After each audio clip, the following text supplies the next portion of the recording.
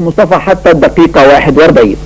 وأثبت طارق خلاله معدنه الممتاز كأحسن لاعب الوسط اندفاعا في منطقة جزاء. الهدف الأول لطارق مصطفى حتى الدقيقة 41.